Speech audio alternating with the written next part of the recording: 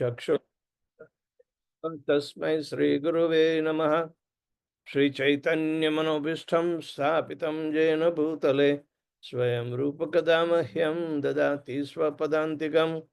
वन्देऽहं श्रीगुरुः श्रीयुतापदकमलं श्रीगुरुन् वैष्णवांश्च त्रिरूपं साग्रजातं सहगणा रघुनाथान्वितं तं सजीवं साद्वैतं सावधूतं परिजनसहितं कृष्णचैतन्यदेवं श्री राधा कृष्ण पादान् सहगणा ललिता श्री विशाखान्वितांश्च हे कृष्ण करुणा सिंधु दीनबंधो जगत्पते गोपेश गोपिका कांत राधा कांत नमस्तुते।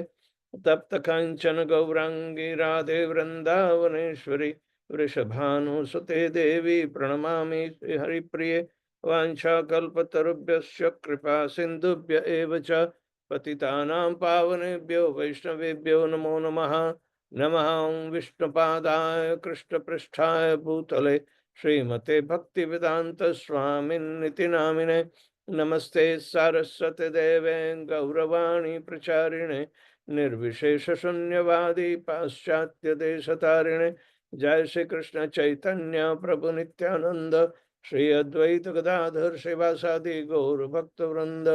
हरे कृष्णा कृष्णा कृष्णा हरे हरे, हरे Ram Ram Ram Hare Hare.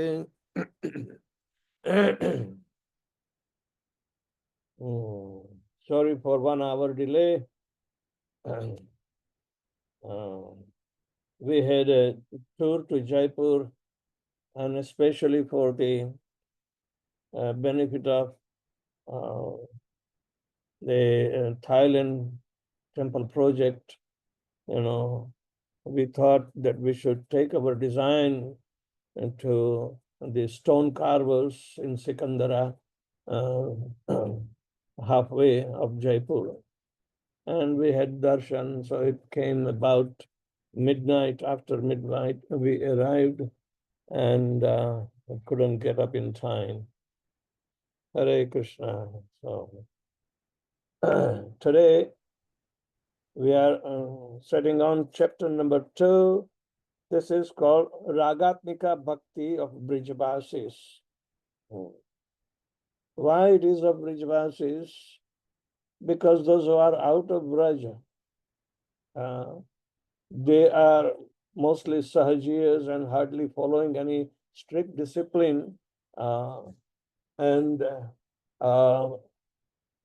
those who are taking that kind of Ragatmika Bhakti, but it does not belong to Brijavasis, it belongs to them. They don't have cultivated the heart like Vrindavan. They have not cultivated the Vaishnava etiquette, and yet they want to follow Sahajiya Bhav, that is, not qualifiable. Even Haridas Thakur says that they will not achieve, attachment of sthai bhav in ages. So we can understand that system is very risky. Of course, those who do not chant properly and do not get the inclination of loving Lord Krishna, that also because of the anarthas, and so they are also out of question to cultivate the Ragatmika Bhakti of Brijvasis. The Bahu Janma Yadi Kare Shravana Kirtana Tabutana Pahe Krishna Pade Prema Dharma. So, this chapter is specifically talking how Chaitanya Mahaprabhu reveals the secret of Brijvasi Bhakti. Sri Chaitanya Mahaprabhu appeared to reveal the mystery of spontaneous devotional both in practice and perfection. Thus, when he describes Vaidhi Bhakti to Sanatan Goswami on the banks of Ganges in Varanasi, He does so by calling it the sadhana undertaken by the devotees prior to the awakening of spontaneous attraction. This has been spoken by Chaitanya Mahaprabhu at Chandrasekhar Acharya's place, and where the Lord says, those who have not attained the platform of spontaneous attachment in devotional service render devotional service under the guidance of a bona fide spiritual master according to the regulative principles mentioned in the revealed scriptures. According to the revealed scriptures, this kind of devotional service is called Vaidhi Bhakti.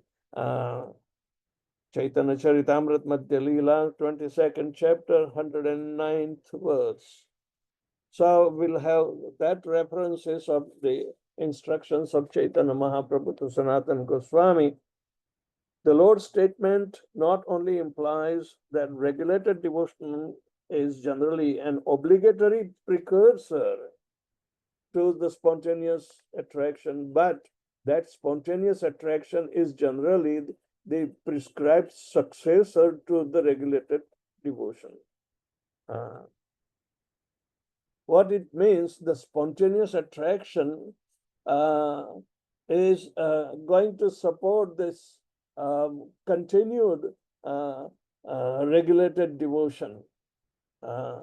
So it is very much important that unless and until we are attracted towards the spontaneity in our performance of devotional sadhana, spontaneous. Oh, I have to chant 16 rounds right away.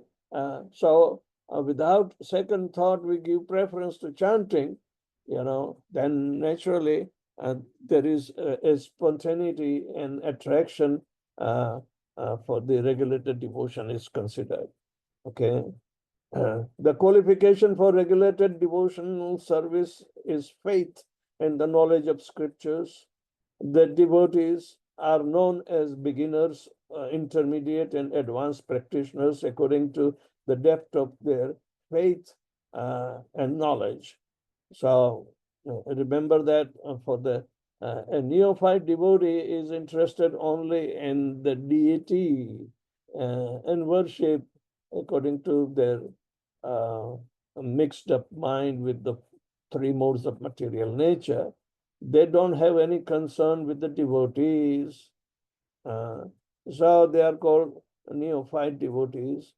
The second class is those who are taking up the process of the regulated sadhana bhakti according to the 9 steps of development under the tutelage of a bona fide spiritual master. They Adav Shraddha Tato Sadhu Sangha, like that. And that regulated development, if one does not achieve, but he's striving in a company of the devotees, he is an intermediate or Madhyamadhikari, and Uttamadhikari deals with everyone on the same platform, the deity and the devotees and non-devotees. So that is the situation of its not only awareness, but readiness to interact with everybody without any concern of who knows what and who does not know what. So that is Uttamadhikari, but he is the well-wisher and benefactor of all the general population.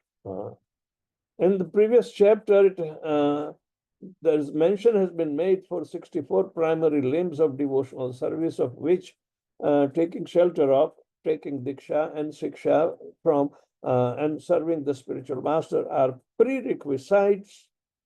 Of all 64, Chaitanya Mahaprabhu considered the most far-reaching to be Sadhu Sanganam Kirtan Bhagavad Sravana Mathura Vasa Sri Murti Shraddhaya Sevana.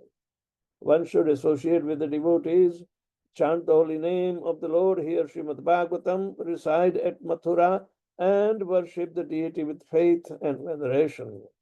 So all our householders who are equipped with the deity, they must also get the benefit of the required progress.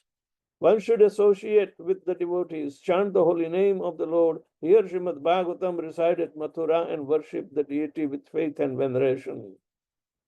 This is also spoken by the Lord in Madhya Lila with Sanatan Goswami.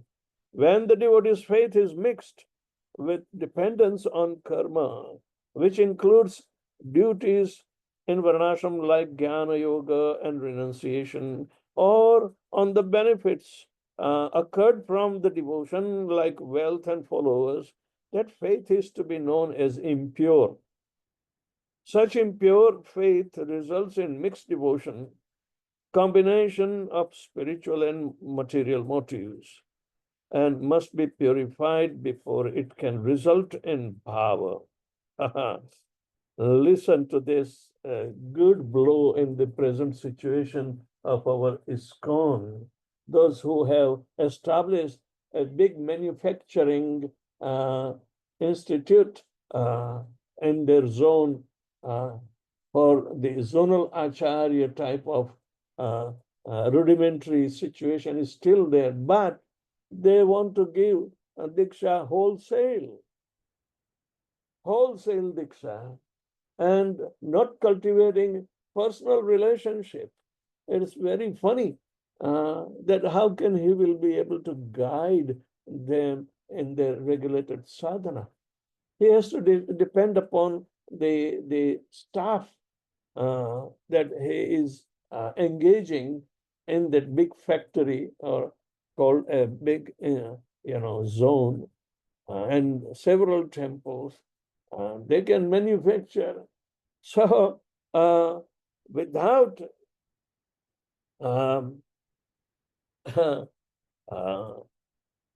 this cultivation, the devotee's faith is mixed with dependence on karma, which includes duties in Varnashram like Jnana and Yoga, or renunciation, or on the benefit occurred from the devotion like wealth and followers. It's a number game. Expensive area.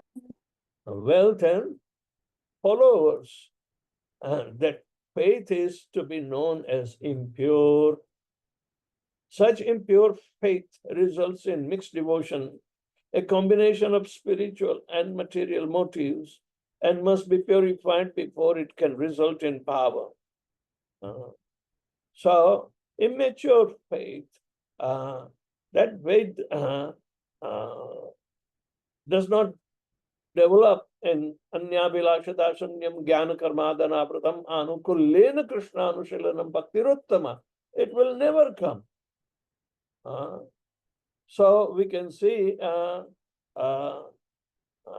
ISKCON is a very benevolent institute, but some are taking the advantage of established rules of the zone, and only appointed people will be, given opportunity,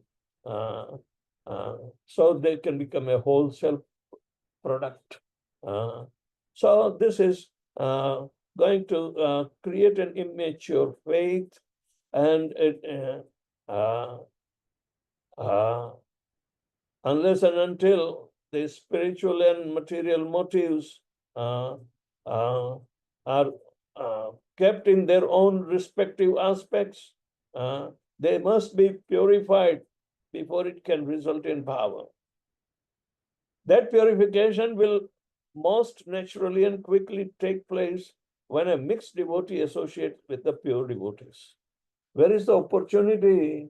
Oh, you can't talk. These are our groups. Oh, you can't talk to them. I have cultivated them, this and that. Oh my God, we are facing these problems.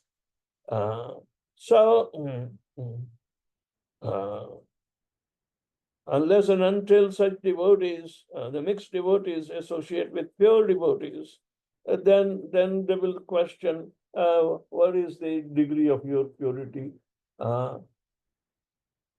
and they will miss the point.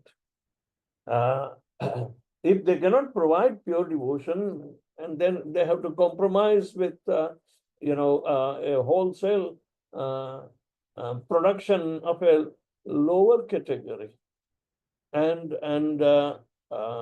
we avoid our primary duty of instilling pure faith and regulated principles that requires and make his life perfect.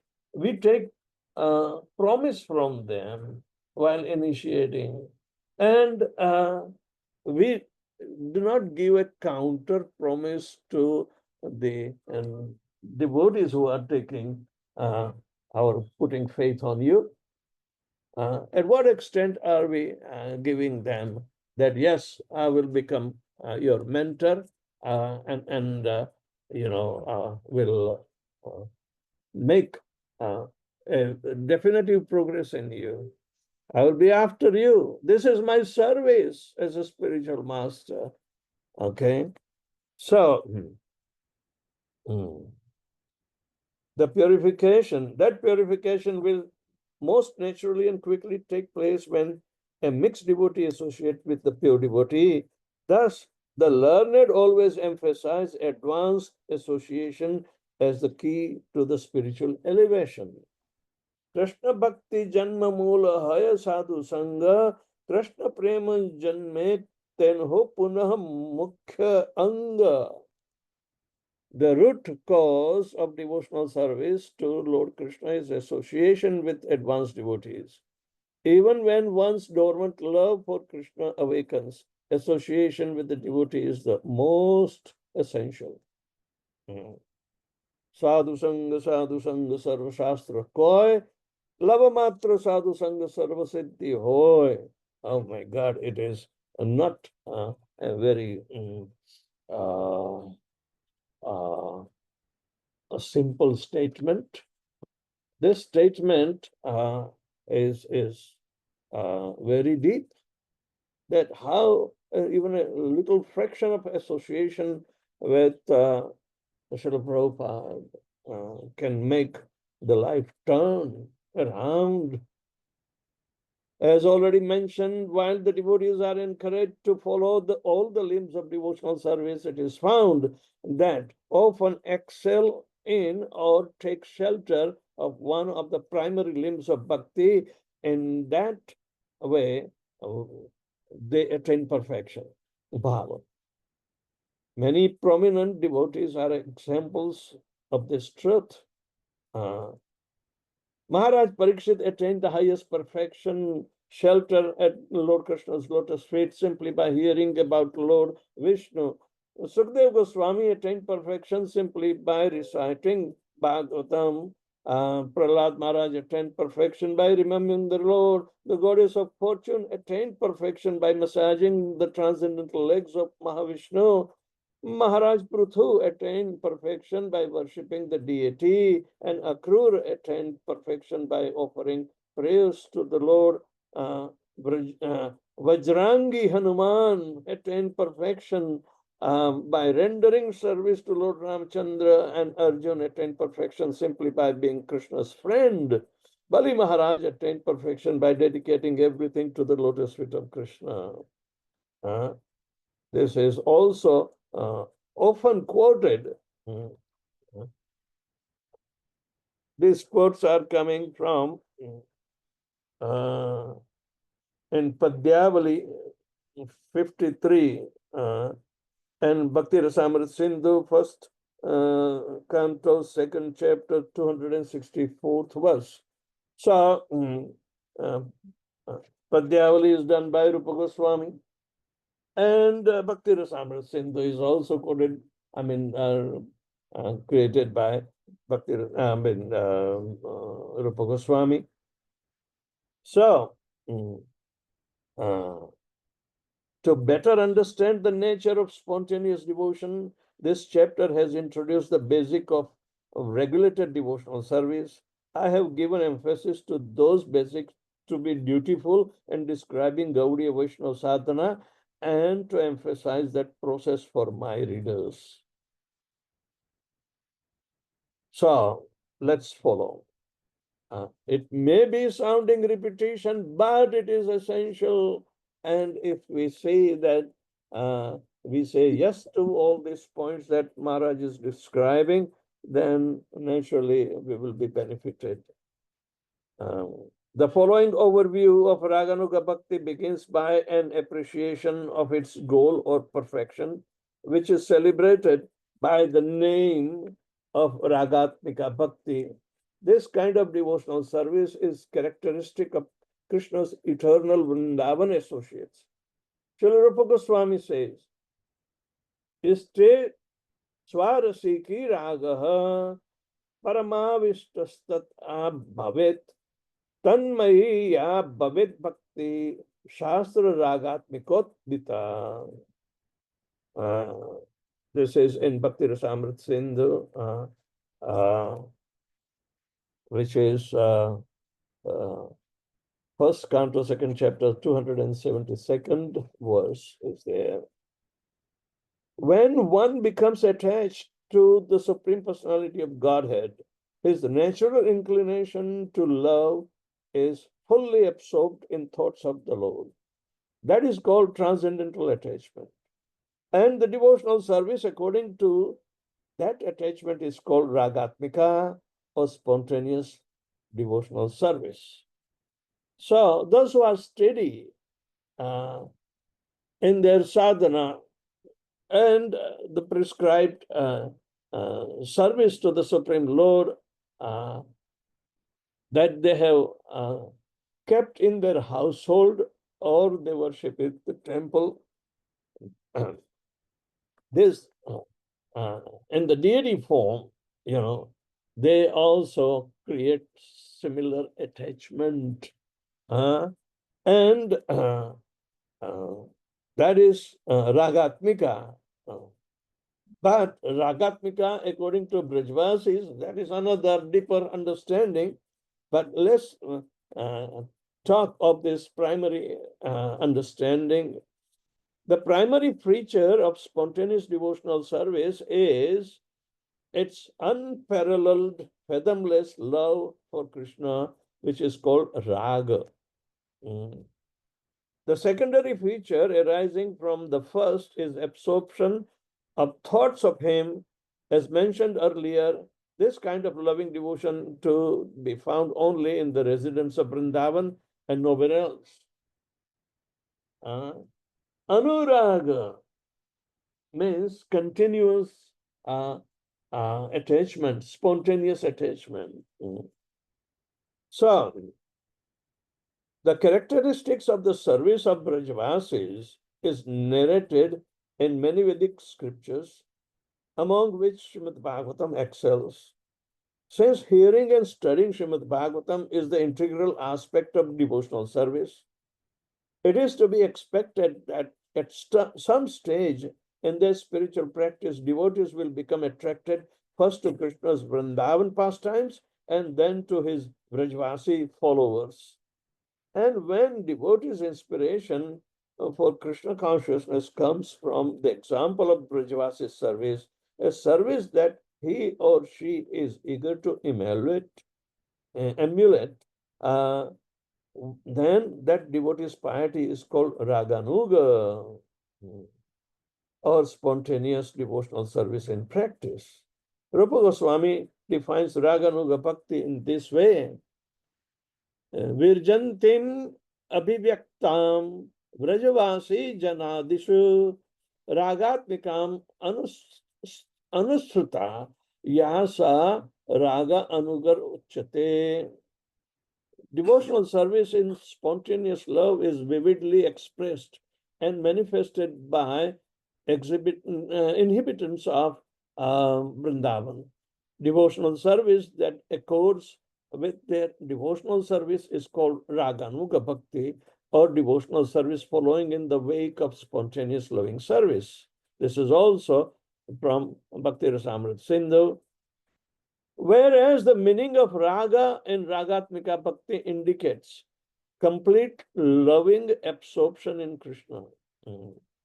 Vishwanath Chakravarti Thakur defines raga in Raganuga Bhakti as an intense craving to see the deity of Krishna and to hear the Srimad Bhagavatam's 10th canto pastimes of the Lord. Vishwanath Chakravarti Thakur, he was a producer Acharya, but very profound Acharya in whole of Vrindavan. And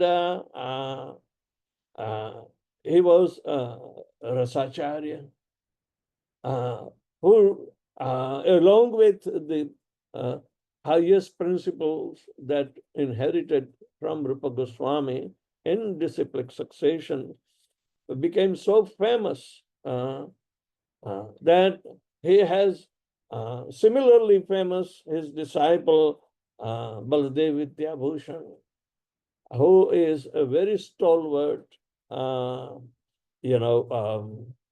having deep attachment to Govindji and Srimati Radharani to come back and join him while they were shifted to Jaipur. Only yesterday, I was remembering them when we had darshan of Sri Sri Radha Govindaji. You know the story that when Govindji was shifted to Vrindavan by the devotees attached to him, Radharani got lost. And nobody knows where she was. So devotees are attached to Srimati Radharani, but there was a big stumbling block that in Jaipur at that time, one of the predominant Upasampradaya, not Apasampradaya, Upasampradaya of Ramanujacharya is called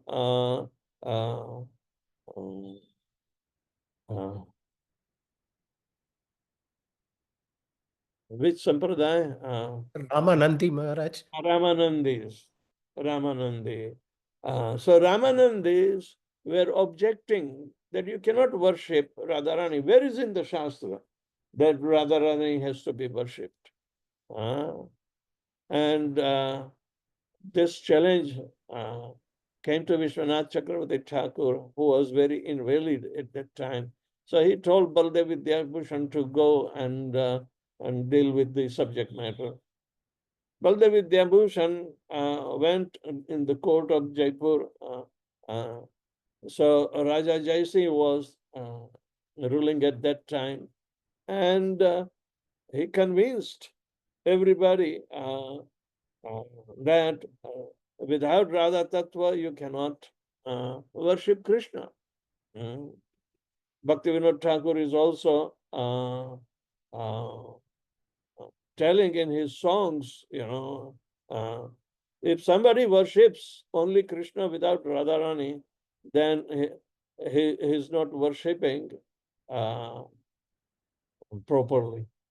So this Ramanandis still have that kind of audacity, but they become Sahajiyas. It's an Upasampradaya that can easily turn into Apasampradaya because of their practice. I had personal experience of this. We have a Ramanandi temple in Chaitanya Vihar, phase 1 itself. And there happened to be, the sadhu who made that ashram used to come to USA and give Bhagavad Katha in Gujarati mortal honors and take a lot of money.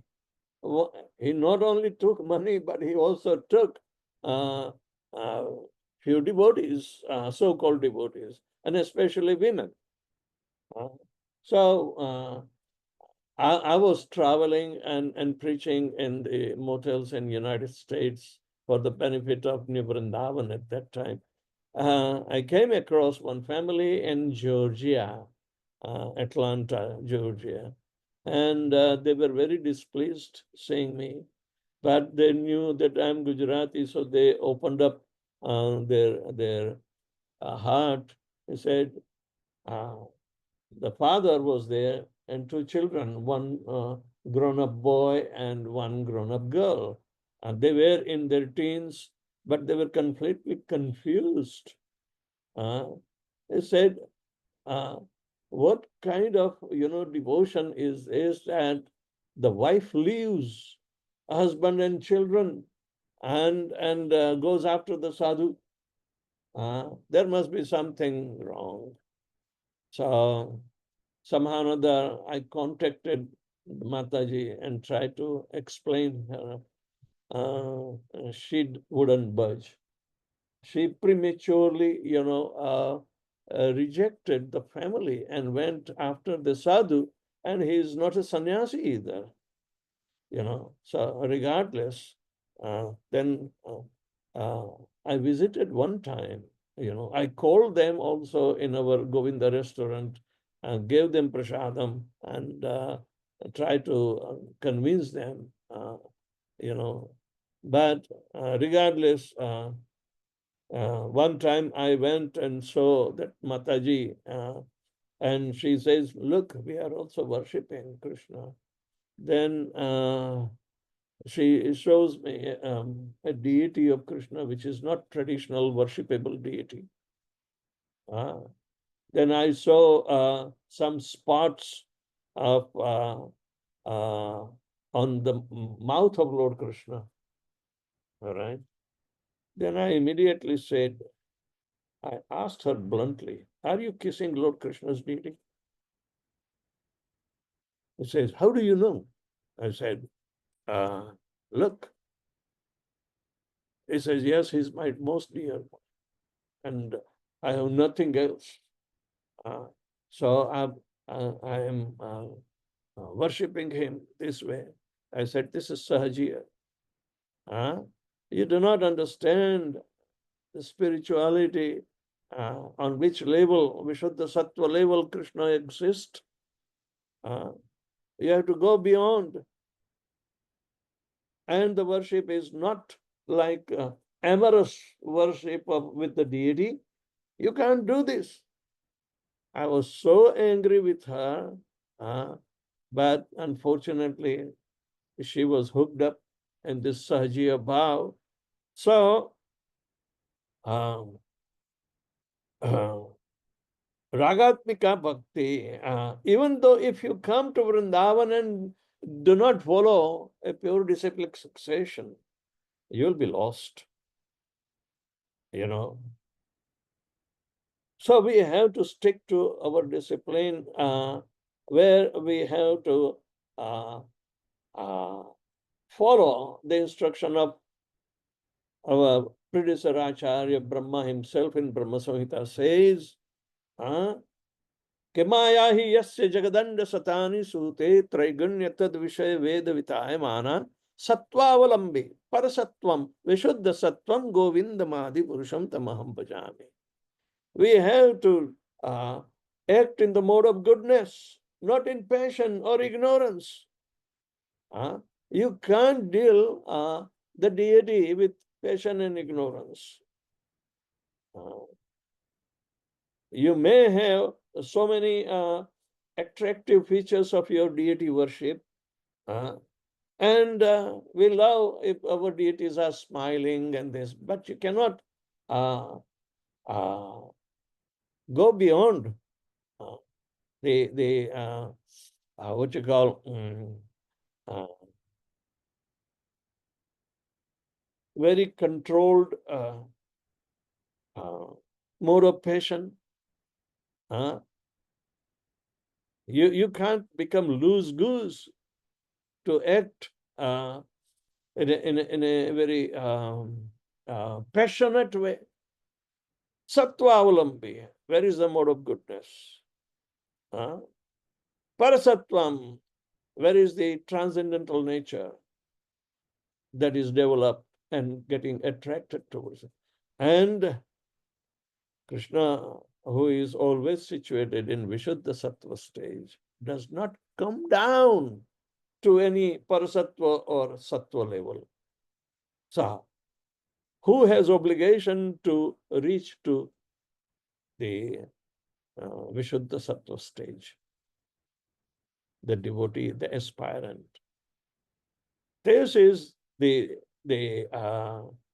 Vrajabhav and their respective, relationships. All Brajavasis were spontaneous and devotional service. The Sahajiyism is a big pitfall. It kills the spirit of going back home, back to Godhead. People think they possess, oh, this is my Krishna. Yeah, Krishna is individual in every individual's heart, but you do not know him. You know only yourself and your bhavas, which are bodily conception, a subtle desire, a passionate nature, which are the actually a pitfall to remain in the material life. How can you go beyond it? To come out, you have no chance. So therefore, those Sahajiyas will never get pure love of Godhead. They will be frustrated because they have to face the hardships of the bodily conception. And bodily conception is not going to spare anybody. However, they may be thinking themselves that if I don't like anything, I will run away to Krishna and I will hear and it will appease me. It is one-sided interaction. You want your relief at the expense of pure devotion, asajiya bhav, and it will not benefit you. It will not benefit you. People cannot progress beyond their mode of passion.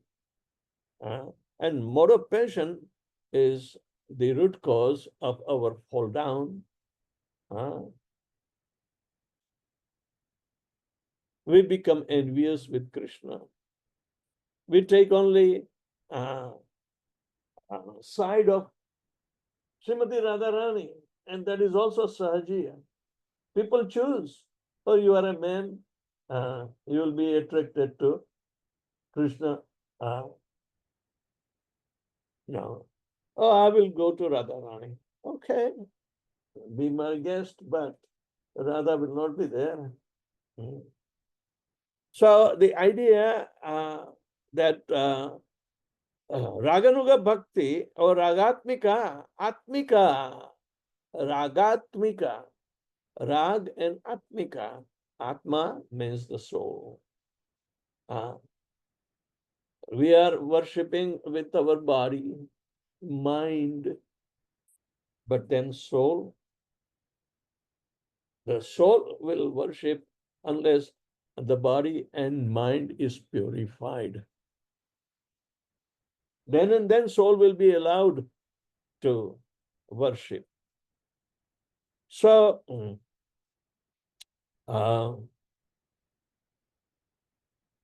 devotional service that accords with that devotional service is called Raganuga Bhakti, or devotional service following in the wake of spontaneous loving service. Devotion is defined as loving service to Krishna. If there is no love, there is no devotion. The service may be rendered, but no devotion. So, to love to come out from the mode of passion to the purest state of its existence, that will be only criteria we have to look into.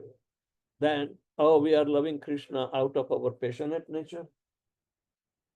We are loving Krishna out of our fulfillment of bodily needs.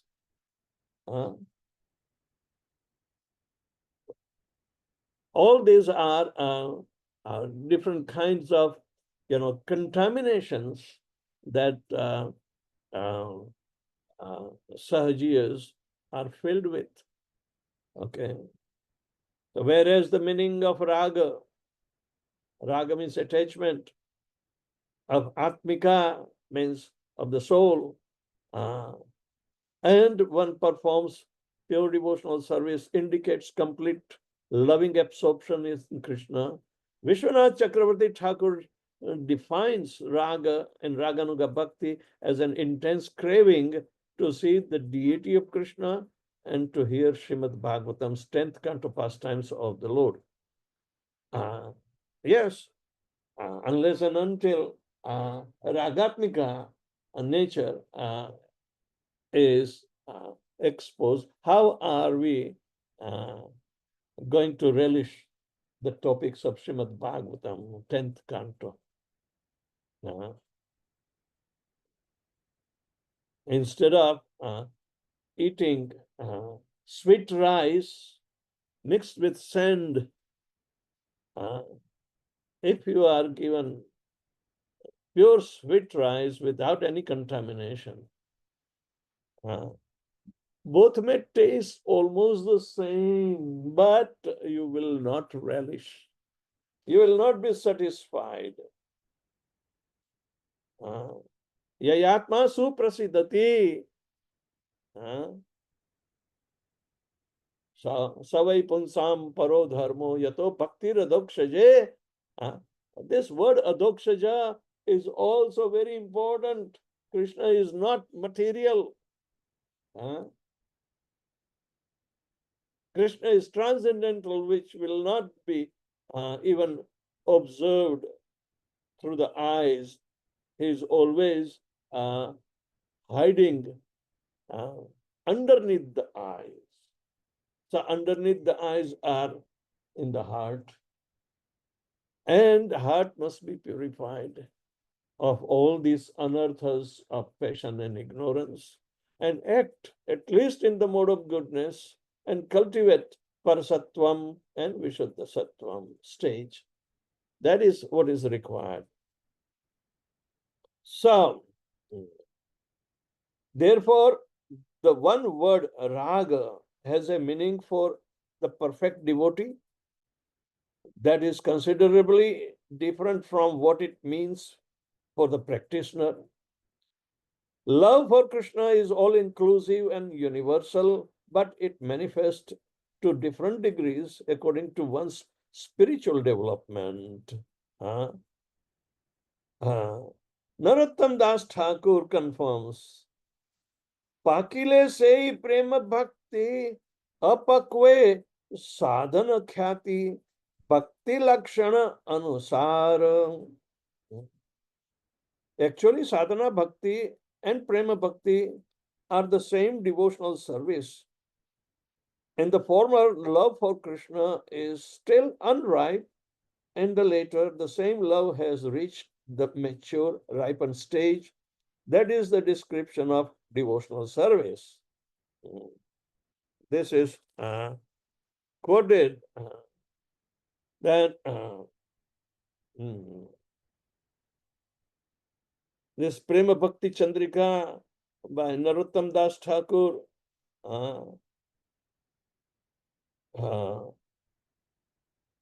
where I think the 5th chapter, 8th bhajan is there. So, the natural object of love for the living entity is Krishna. In the conditioned state, however, love is directed towards the object of this world. The result being that material activities and their reactions cover every living entity's pure raga. What predominates is our material activities, material attachment over the attachment to Lord Shri Krishna. This covering is contaminated state of the subtle body, meaning the aggregate of mind, intelligence, and its ego. You may be practicing with a stern discipline on the bodily platform, but still, if a mind, intelligence, and ego, they are not dovetailed in the raga attachment, then it will be still contamination. So therefore, when one takes to Krishna consciousness, raga manifests in proportion to purification of the heart. Yet, as long as subtle body remains in a contaminated state, one cannot remain pure. One cannot regain pure love of Krishna. So, most important is our subtle body, which is made up of mind, intelligence, and ego, should become purified. And how would you purify? With what kind of resolve you need? So you do sankalpa, give promise in front of all, including deities, devotees, guru, and general public, because they are all living entities. Deity has Paramatma in it. So we consider as a Shri Vigraha, a worshipable deity. And we have to cultivate our mind, intelligence, and ego in proper behavior. That is responded to Devahuti by Kapil Dev, that if a pujari who has opportunity to worship the deity does not come to the platform of this subtle purification of mind, intelligence, and ego, and interacts with the deity while performing puja, in the same respect, he offers the same activity with the congregation. His puja is incomplete, it does not reach. He becomes a mechanical Mayavadi pujari who can be hired or fired. In ISKCON, we have so much problem of the pujaris. Because even while worshipping the deity, they are in direct touch with Krishna, but they don't realize. Why? Because their mind, intelligence, and ego are not purified. So, Prabhupada was very insisting, in the behavior of pujari. So this is very important. Therefore, when one takes to Krishna consciousness, raga manifests in proportion to the purification of the heart. Yet, as long as the subtle body remains in a contaminated state, one cannot regain pure love of Krishna. And so, the difference between the devotee practicing spontaneous devotion and one who has attained it is that the former seeks to surrender by abandoning his material identity, while the latter has given himself to Krishna by having realized his spiritual identity. So what is more important? One who has realized his spiritual identity by purifying his mind, intelligence, and ego, that becomes prerequisite. So we can see even so many sadhus who are like avadhutas, but who are constantly in connection with purified mind, intelligence, and ego, they are called avadutas. They are called avadutas. And that stage is required. He doesn't care for the material body or the effect of the material modes. You remember that story of in Srimad Bhagavatam, or it's often said that Prahlad Maharaj was, when he was ruling, he came across one avaduta. He was lying in one corner of the road, and around him everything was filthy. But he was talking, his mind, words, and intelligence, and the false ego, whatever the vehicle is there. And Prahlad was very astonished to see him. That let me ask, Avadut Prabhu, you are very much learned, you know everything. But how come you have become so fat and lying like a python? You do not work for your livelihood or anything. You look like Avadut, but you are still existing in the material world. How would you conquer the moods?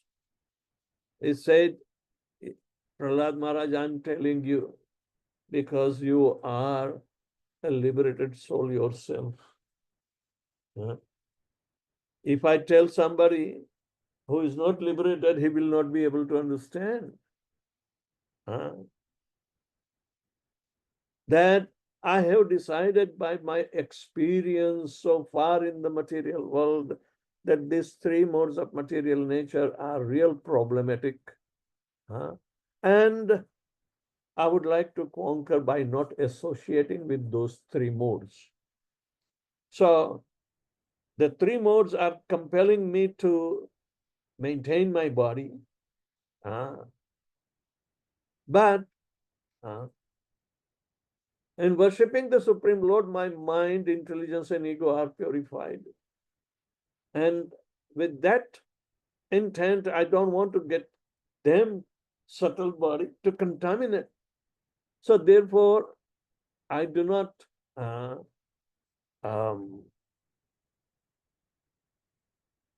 tend to agree with the demands of the body, mind, and intelligence. I will control all the different influences of the modes of material nature. I will not depend upon even for my food. Some people come and they appreciate me and they want to take to their home and purify their home, even though I'm dirty. They take me sometimes on the elephant and sometimes I have to walk. Whatever they afford, I take for the maintenance of soul and body together. That much I will take. But somehow, sometimes they give me a heavy meal, sometimes no meal. But by average, I have not spent any energy in external work. I accumulated in this body. But anyway, because you are liberated, you can understand the liberation of others. That's why, for the benefit of people in teaching, you are asking me. You are a very great soul, and you rule the whole world of the Rakshasas with mind, body, and intelligence devoted to Lord Shri Krishna fully. So, this is the way avadutas are situated internally neglecting their bodily demands.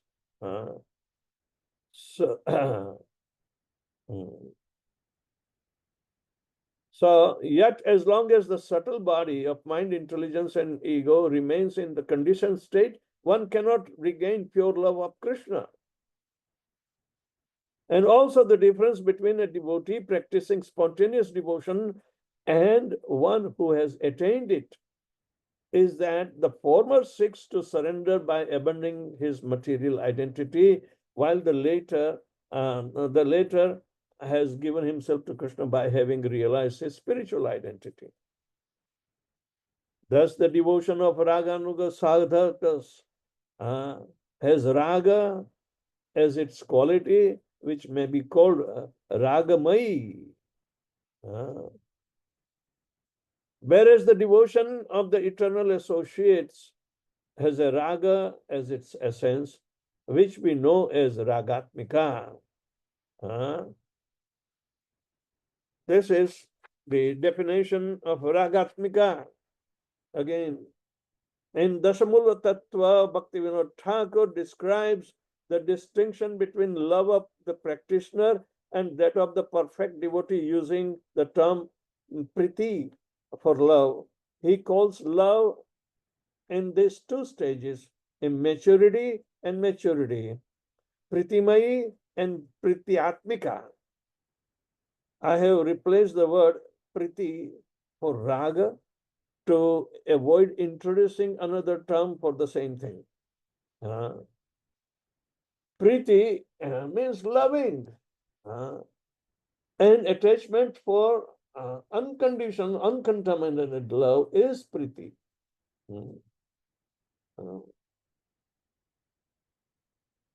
So, Bhaktivinoda Thakur is telling about that.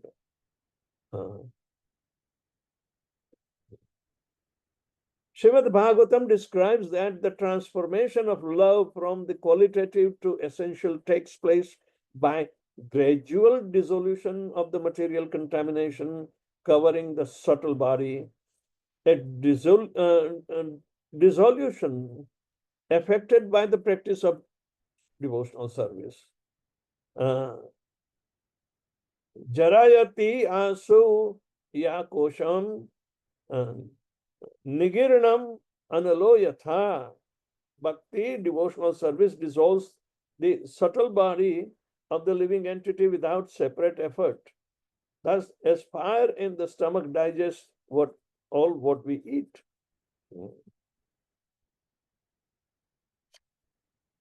This is also quoted in Srimad Bhagavatam, 3rd canto, 25th chapter, 33rd verse.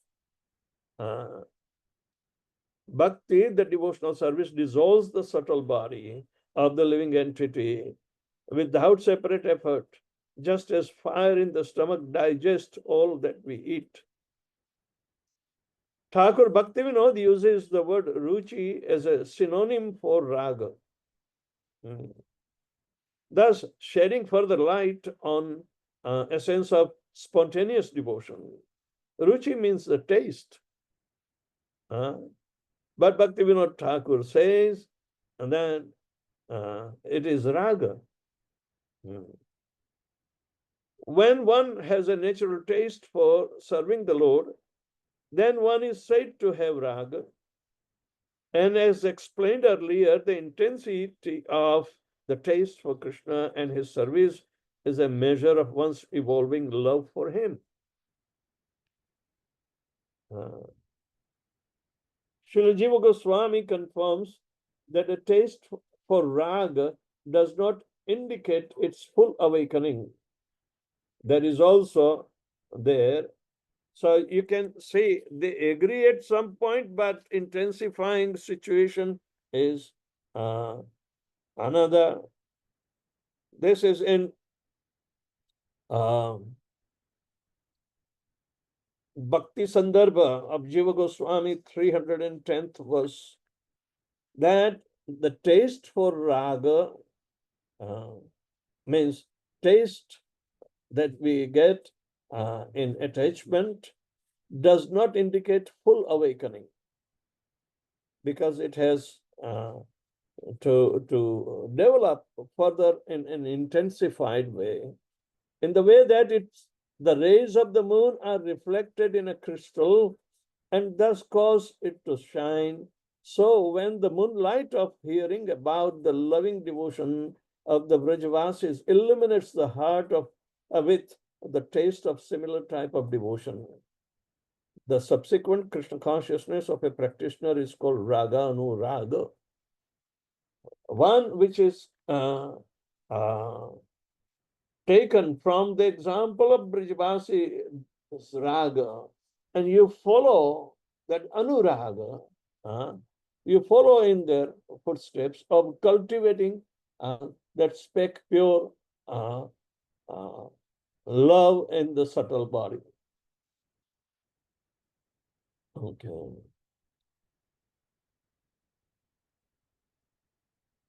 Rupa Goswami equates raga with deep thirst for Krishna.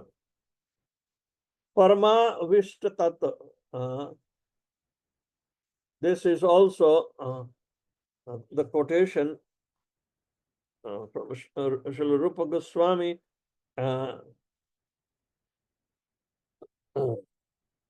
As in Bhakti Rasamrita Sindhu, first canto, second chapter, 272nd verse is there.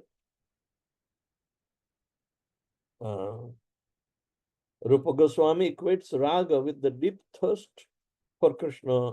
Parama Vishtatat.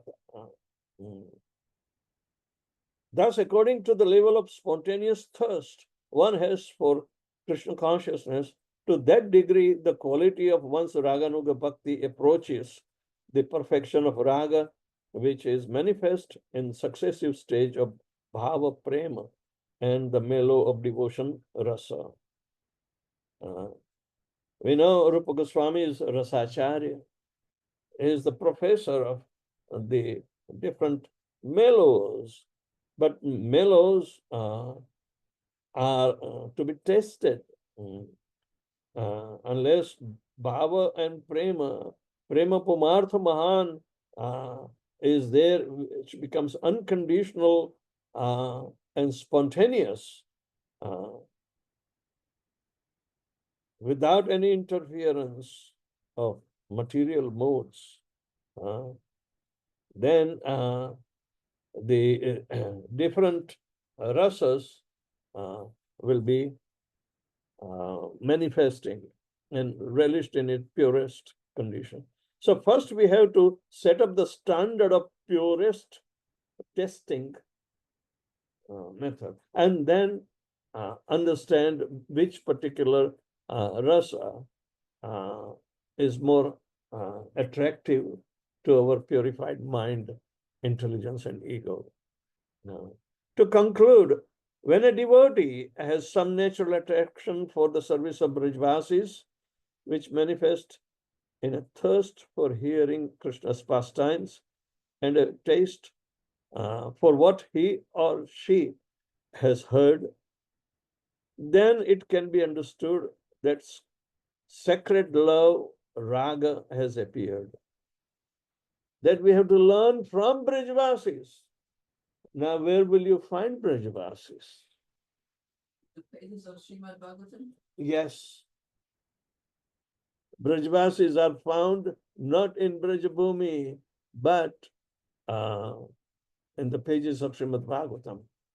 But when you go on parikrama, try to understand Brajavasi. If you meet anybody and everybody, and if they talk of only Krishna and calls for you to take prasadam or madhukari at their place, then your love for Krishna will be increased by following in their example. That so simple living but high thinking about Krishna and the natural love invoked in them by staying in the Dham. This is the real protection the Dham can give. Otherwise, shooting is also going in the Dham. real protection. The Dhamma protects unless one has developed this ragatmika bhav and prema.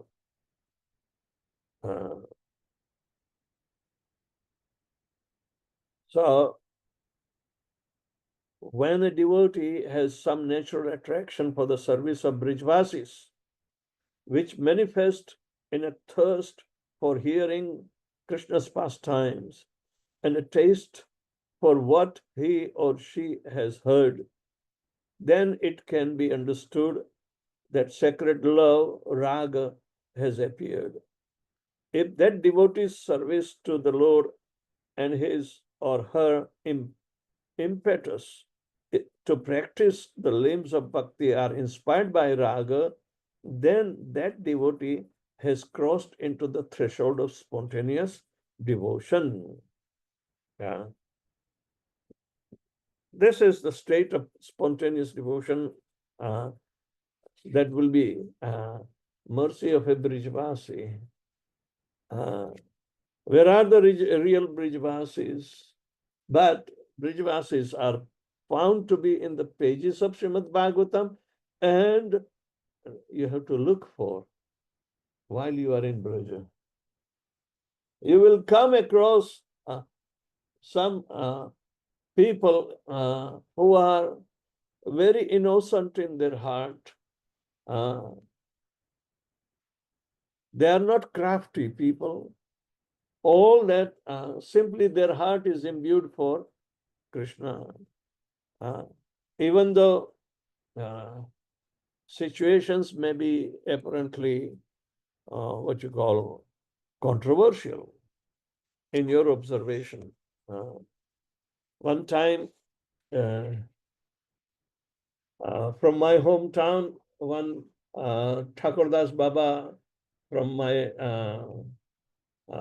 family connection happened to situated Govardhan near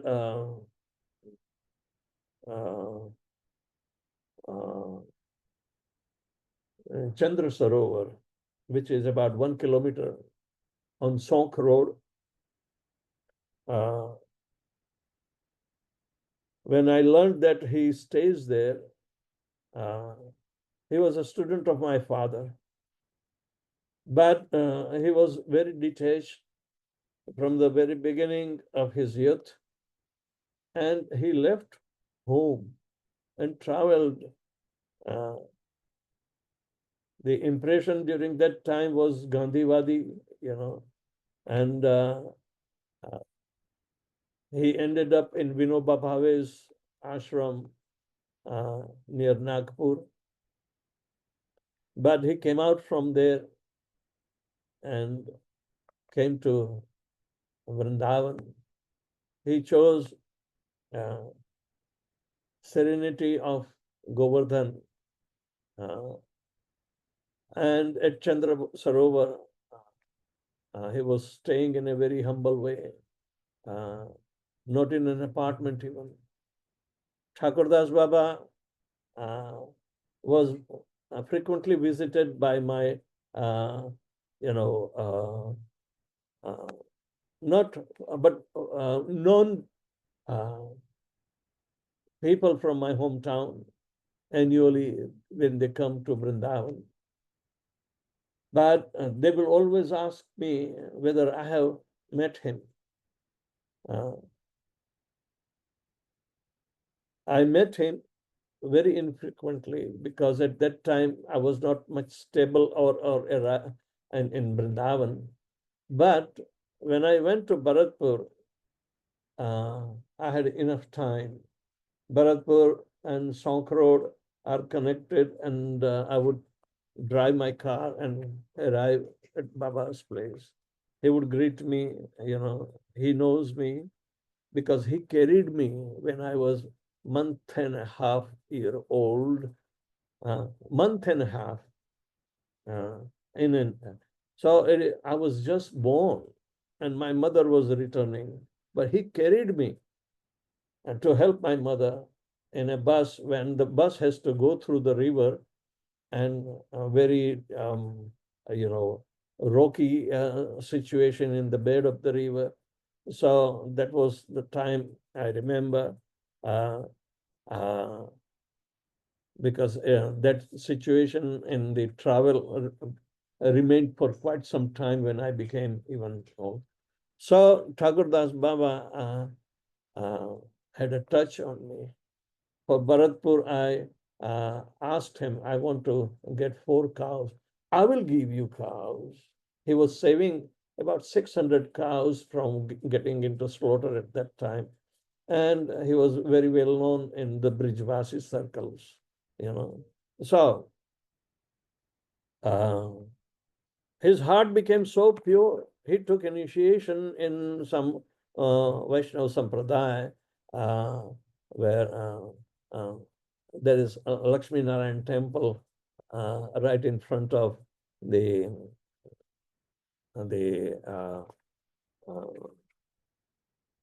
main Govardhan Mukharvind. So he took me, introduced his guru. Even at that time he was alive, but then he left. His body is sown. But my approach with Thakur Das Baba was to get some cows. He says, I will send my men and he will take you to the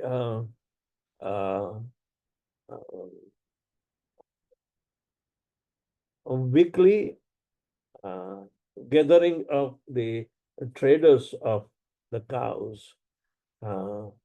They call Pashu Hat. So he said, you come and I will arrange. So he sent a couple of people and he took me to the ground where the cows and buffaloes were being sold. So I went there and I noticed, but it was disturbing thing that people were cooking something, which is not vegetable at least.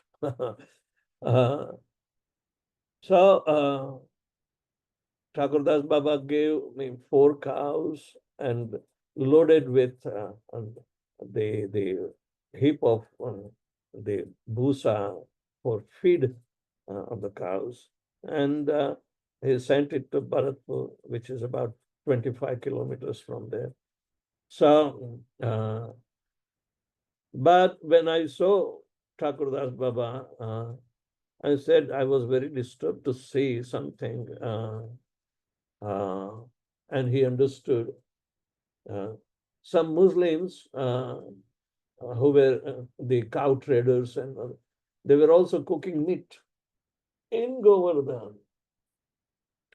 And Thakur Das Baba became very serious. He calls me Bhagirath, my old name, He said, Bhagirath, it's not their fault. It's not the Brijvasi's fault. Why? Because, we are coming from outside. We introduce so many different things and we pollute their mind. It is not their fault. It's the fault of association. So he had a very grave face on me that I should also not think like that. I learned from him then, I said, okay, just absorb your mind in, Krishna Katha, and especially think how the gopis, are having the mindset to worship exclusively to Krishna. So Gopi Git is the best, and they would recite, but they are on a higher platform. I appreciate it, but I have not ventured in reciting Gopi Git, myself, even though it's an annual function in ISKCON. during the Kartik season, the devotees recite.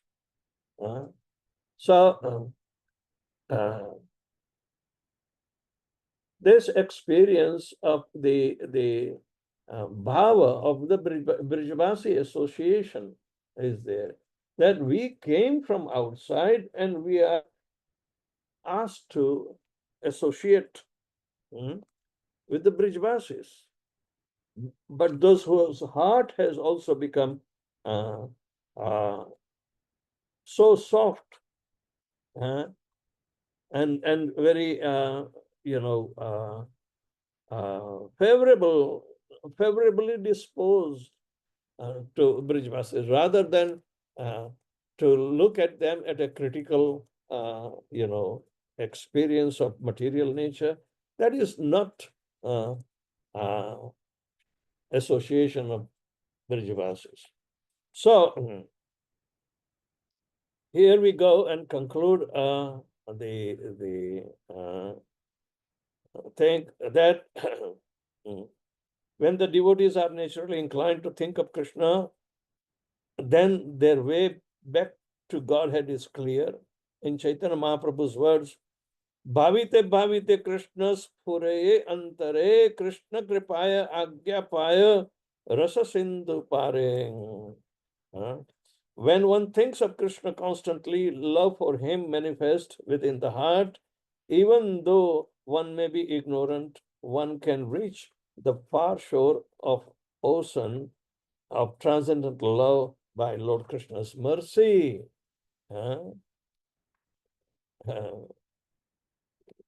This is in Chaitanya Charitamrita Matya Leela, 19th chapter, 236th verse. So, what subject matter will attract devotees' thoughts? Anything in relation to Krishna's is attractive, for he is attraction personified. But his bodily beauty, as described by Sukadeva Goswami, is the emperor of irresistible qualities. The most exquisite description of Krishna in Srimad Bhagavatam is spoken by the gopis. Baraha pidam natavara bapu karnayoh karnikaram bibradva saha kanaka kapisam vaijantim chamalam randran venum adara spuraya apurayan gopavandair Vrindaranyam Swapadaramanam Pravishta Gita Kirtihi. Wearing a peacock feather ornament upon his head, blue karnikar flowers on his ears, a yellow garment as brilliant as gold, and Vaijanti garland, the Lord Krishna exhibited his transcendental form as the greatest of the dancers as he entered the forest of Vrindavan, beautifying it with the marks of his footprints. He filled the holes of his flute with nectar of his lips, and cowherd boys sang his glories. This is in Srimad Bhagavatam, 10th canto, 21st chapter, 5th verse. So, this is very important subject matter that we have to, imbued with the love with our mind, words, and ego. Means mind, intelligence, and ego. That must be also purified to receive the real raga. So, anybody has any question or comments?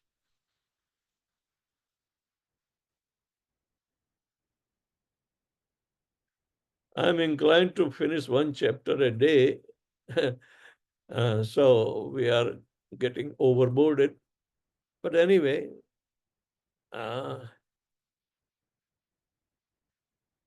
any comments?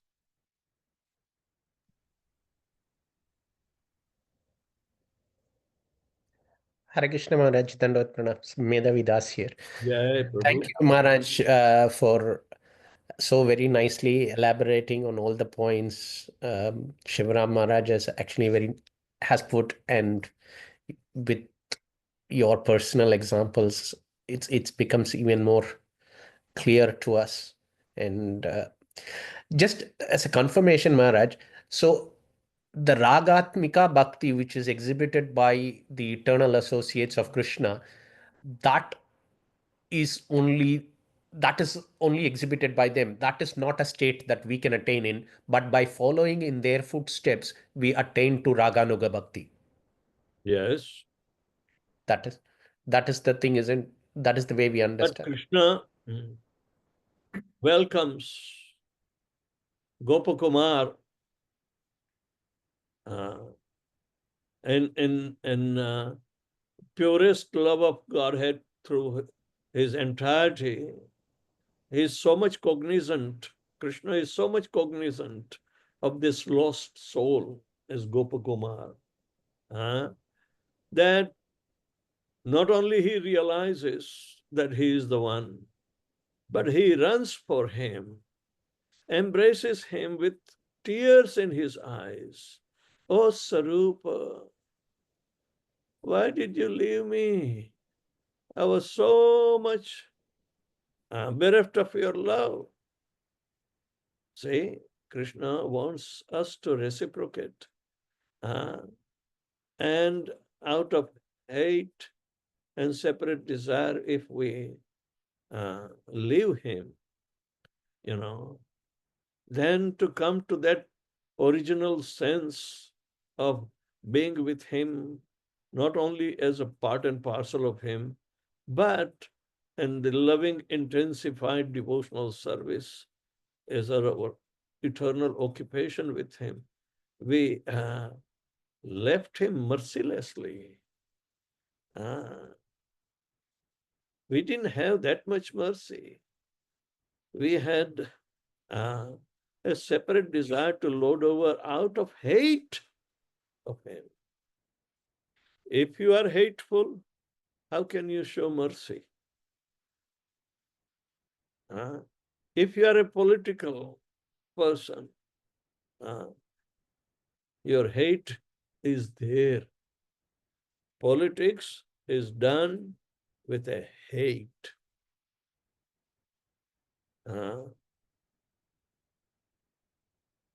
So we have to become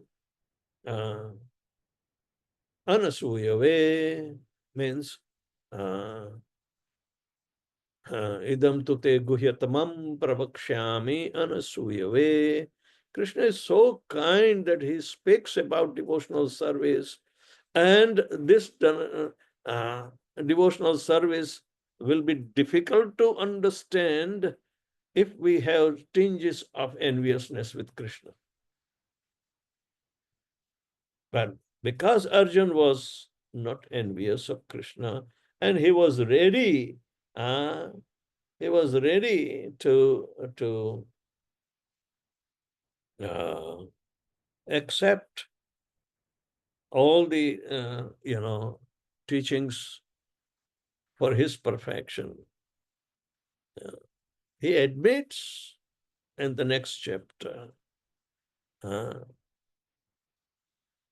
But we have to also come to that particular understanding that Bhagavad Gita, 9th chapter and 10th chapter of acceptance of his supremacy, his vibhutis, and so forth. We will give up our proprietorship as well as so-called subtle attachment for it. When we taste the love of Godhead, we will forsake everything and just want to go away from the material world. But where will you go away? Even in Vrindavan, sometimes we have to go away. Oh, I will tell, because I have to go away. I come to Vrindavan and Mother Shabangari thinks I'm not staying here. I have the whole apartment and everything. And I said, what I'm like a football. Radha and Krishna, let them play the football of me. Okay? So this is how, with that mood, I will have to worship. Uh, uh, we will never feel separation from them. Such worship should become intensified. So the soul will become purified, and then can Krishna can take care after our purification. All right. Anything else?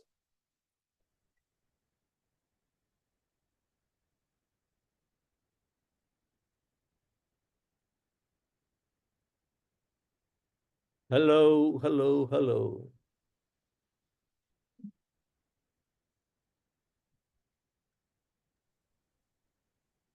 Hare Krishna, Guru Maharaj, Danda Pranam. Jai Srila Prabhupada. Guru Maharaj, do we have any examples of devotees who have attained perfection? I cannot hear, Prabhu. Increase the volume. Yeah. Do we have any examples, Guru Maharaj, of devotees attaining perfection by following Ragastika devotees or who have become Raganuga devotees? For example, there are 9 processes of devotional service which you read today that Sukadeva Goswami attained perfection by hearing, by Kirtan, Parikshit Maharaj attained by hearing. Like that, are there any examples of Raganuga devotees? And what did they exactly do in terms of following Ragasnika devotees and attaining perfection? Do we have any practical examples?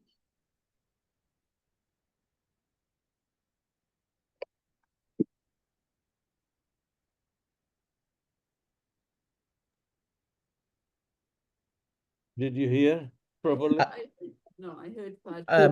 Hare Krishna Maharaj, I can repeat it for you. Yes. Okay.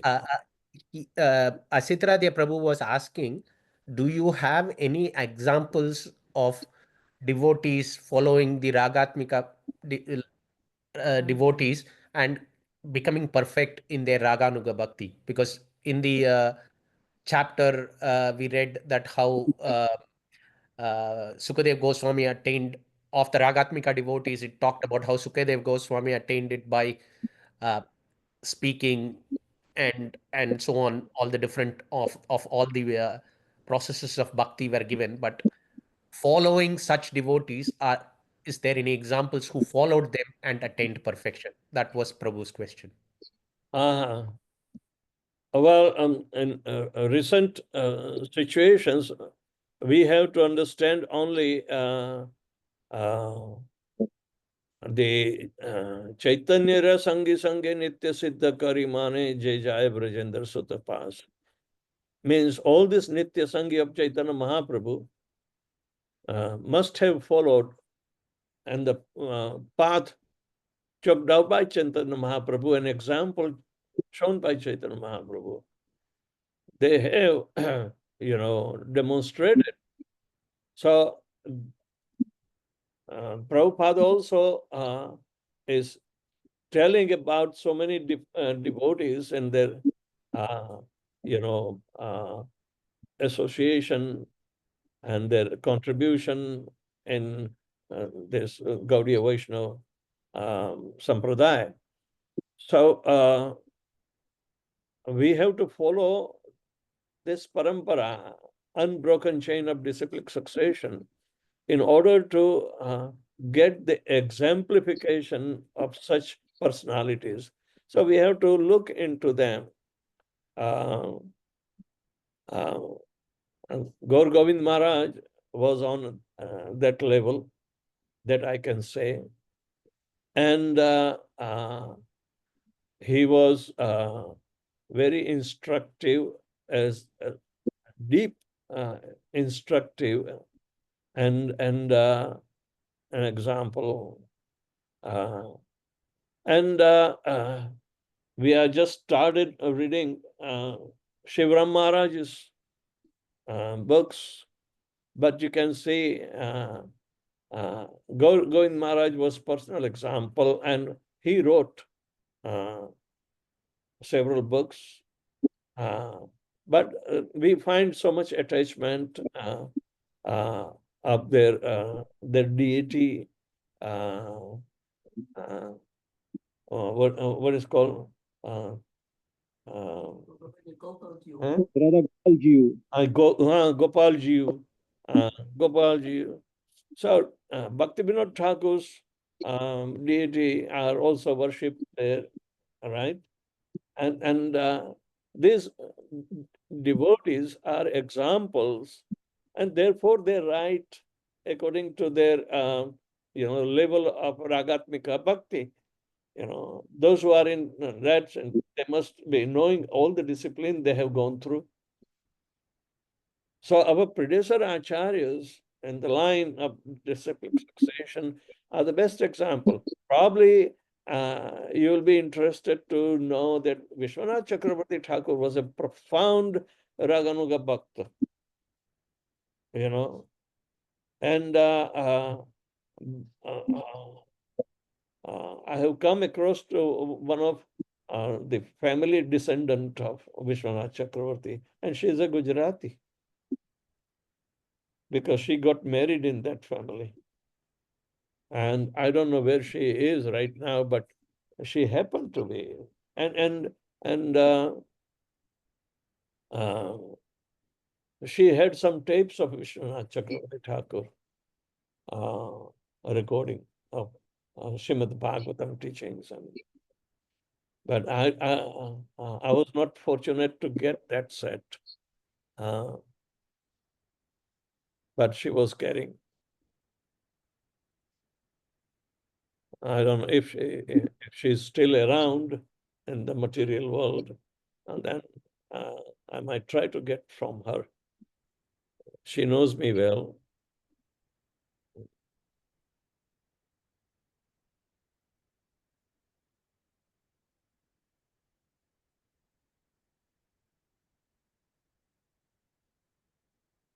These are the examples. Our predecessor Acharya, they are the examples.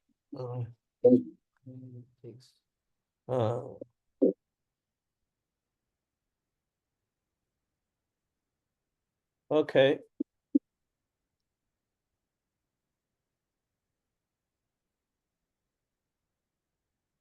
Mother Ujjwala, she is very fond of Gaur Govind Maharaj's literature, as well as the deep understanding. So for everybody's benefit, we are not living without example. And we should not become what you call a complacent neophyte devotee. Oh, he is not my guru, but you are not accepting him as a Siksha Guru also if you want to make a definitive progress. So we have to come out from that hibernation of very stereotype, thing. And within our own sampradayas, the devotees are there. What do we have to find out? By reading that literature, by associating with those who are, serving those devotees as the spiritual master.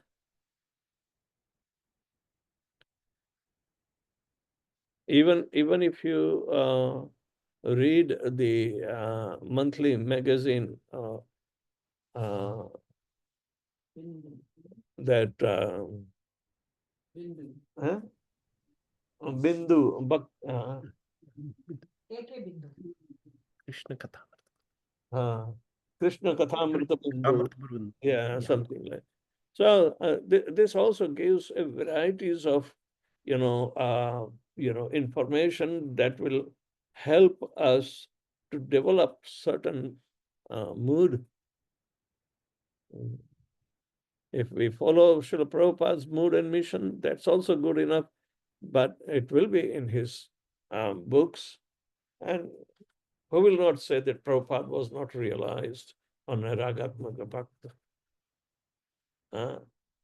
We have this example, but we have to understand their heart by looking into their writings, and especially poetry is very important to understand the mind intelligence and purified ego of the writer.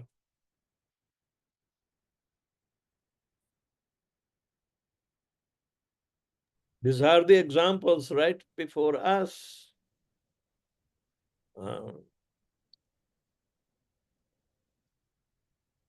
In one way, Prabhupada itself says enough to follow in the footsteps.